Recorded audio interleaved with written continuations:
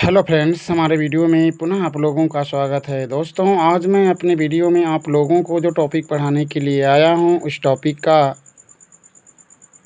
शीर्षक है, यानी वह टॉपिक हमारी जो है प्रेजेंट इंडेफिनिट टेंस है। Present indefinite tense.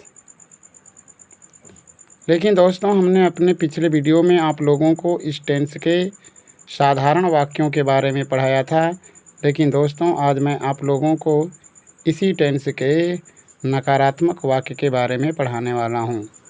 दोस्तों, जैसा कि हम सभी लोग जानते हैं कि नकारात्मक वाक्य जो होता है वह वाक्य होता है जिस वाक्य में ये दो शब्द आते हैं।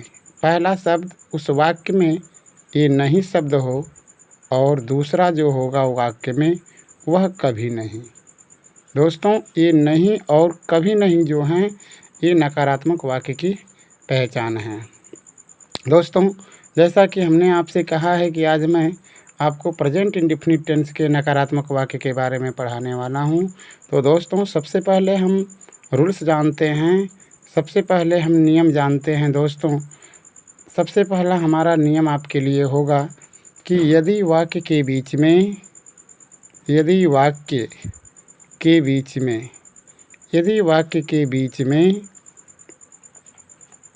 नहीं शब्द हो, नहीं शब्द आया हो, नहीं शब्द हो। दोस्तों, अगर वाक्य के बीच में नहीं शब्द आया हो तो उसका रूल्स होता है कि सबसे पहले हमें सब्जेक्ट लिखना होता है और इस टेंस की जो हमारी सहायक क्रिया है डू या डज, इस डू या डज को लिख देते हैं, फिर नॉट लगाते हैं। दोस्तों, उसके बाद वर्ब का फर्स्ट फॉर्म लिखते हैं, उसके बाद ऑब्जेक्ट लिखते हैं और अंत में फुल स्टॉप लगाते हैं।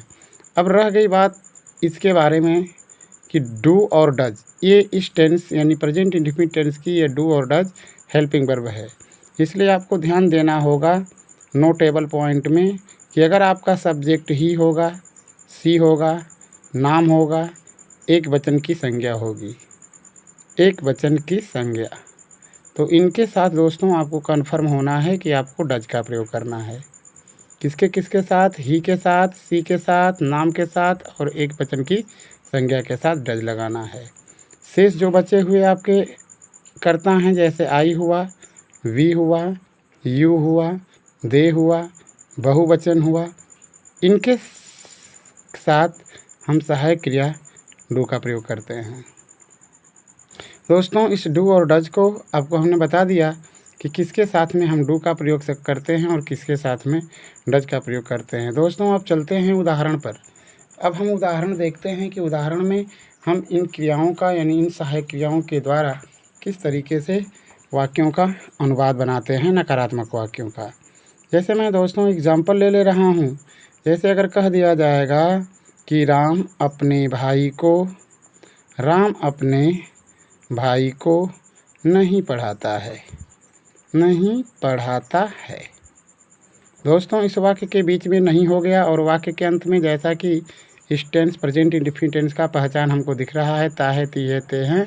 अब इस वाक्य में अगर हम सब्जेक्ट की तलाश करें दोस्तों, तो हमारा सब्जेक्ट है राम और हमारी जो मुख्य क्रिया है वो है पढ़ाना। तो सबसे पहले रूल्स कहता है अनुवाद बनाने का कि सबसे पहले आप सब्जेक्ट लिखें, इसलिए सबसे पहले हमने राम की अंग्रेजी लिख दिया। अब राम की अंग्रेजी के बाद रूल्स हमारा कहता है कि इस डू या डज में से कोई एक लगाना होता है और वो भी सब्जेक्ट के मुताबिक।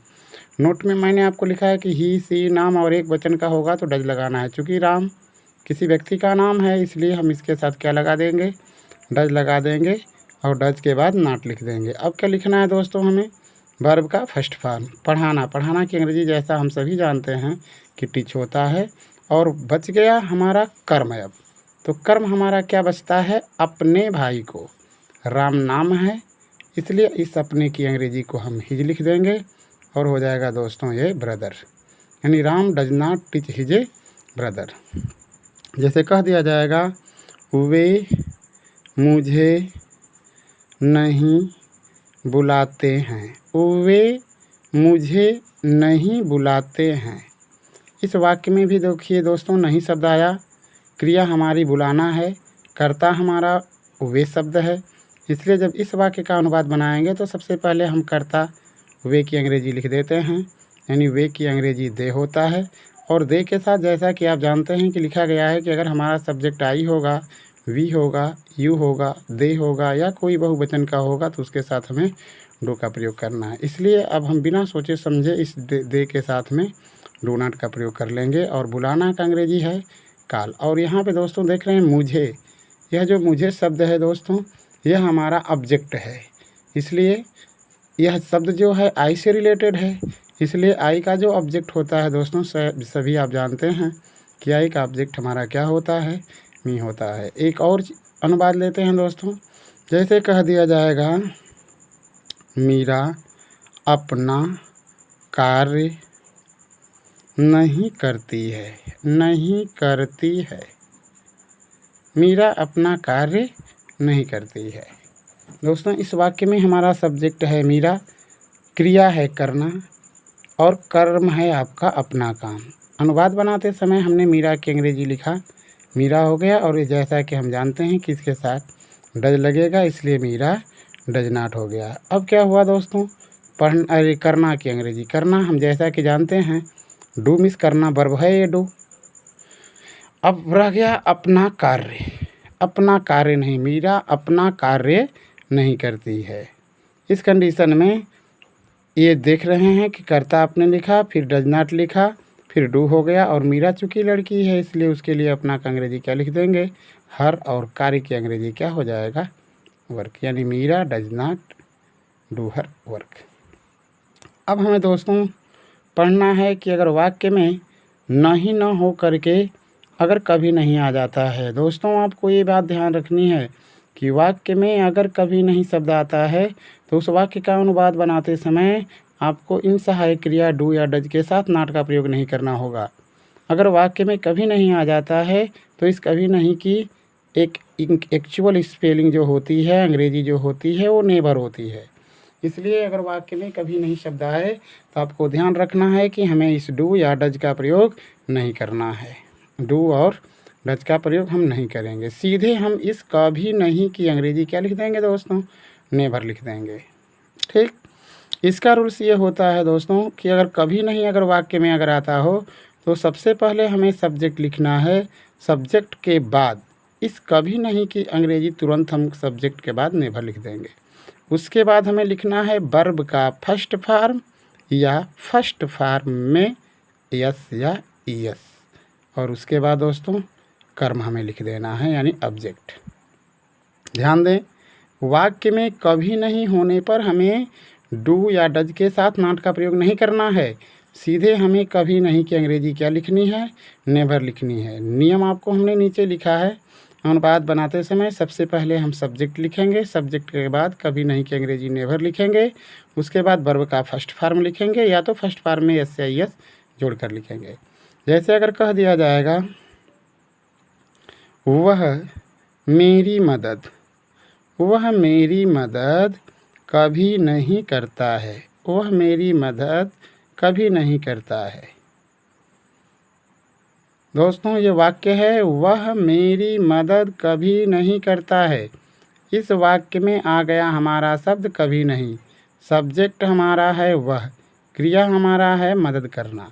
तो सबसे पहले इस वह की अंग्रेजी हमने लिख दिया ही, और आपको बताया गया वाक्य में अगर कभी नहीं शब्द हो तो सबसे पहले हमें इस कभी नहीं की अंग्रेजी ही डायरेक्ट लिख देनी होती है, नेवर, यानी ही हो गया, नेवर हो गया, और क्या करना है, वर्ब का फर्स्ट फॉर्म लिखना है या फर्स्ट फॉर्म में एस या एस लगा कर लिखना है। दोस्तों यहाँ पर हमें ध्यान देने योग्य बात है कि कभी नहीं होने पर हम नेवर तो लिख देंगे, लेकिन कब हम V1 लिखेंगे यानी वर्ब का पहला रूप लिखेंगे या पहले रूप में एस या एस जोड़ कर लिखेंगे।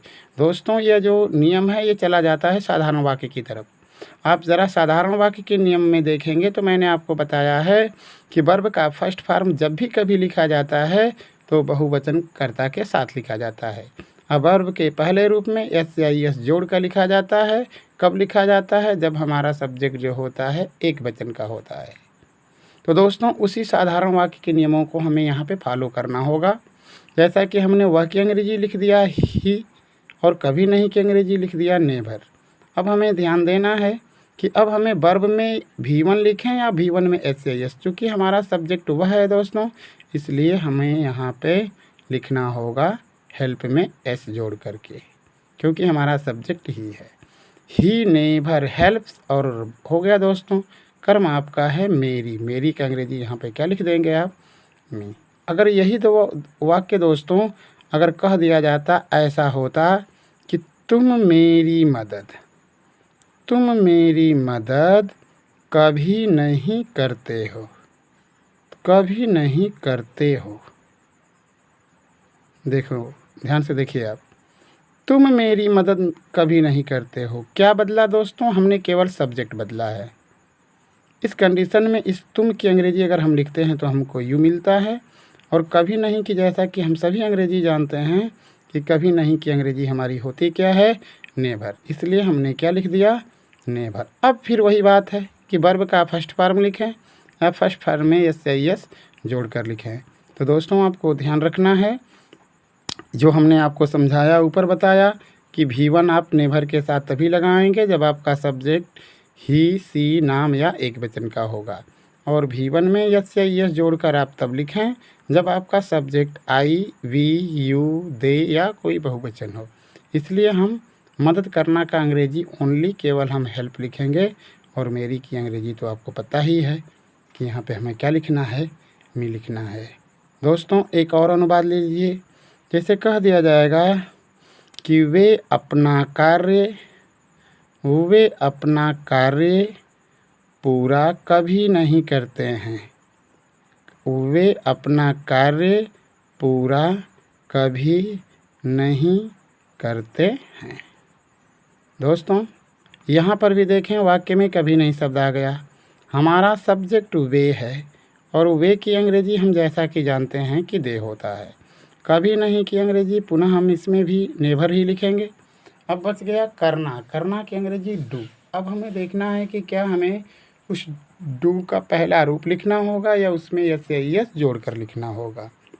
तो इसके बारे में आपको भली भांति पता है कि कब करते हैं, कब वर्ब का फर्स्ट फॉर्म लिखते हैं और कब फर्स्ट फॉर्म में SAS जोड़ कर लिखते हैं। तो दोस्तों वे अपना कार्य कभी पूरा नहीं करते हैं, दे नेवर हो जाएगा, और पूरा करना की अंग्रेजी आप जानते हैं जैसा कि कंप्लीट बने होता है पूरा करना। अब बच गया हमारा कर्म अपना कार्य। हमारा सब्जेक्ट वे है, इसलिए अपना की अंग्रेजी हम लिख देंगे दियर, और हो जाएगा क्या? वर्क।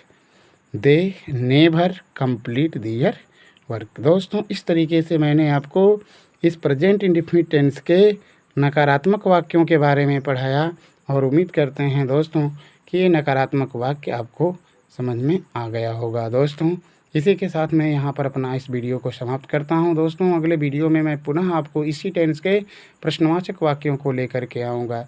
तब तक के लिए दोस्तों धन्यवाद। Be happy.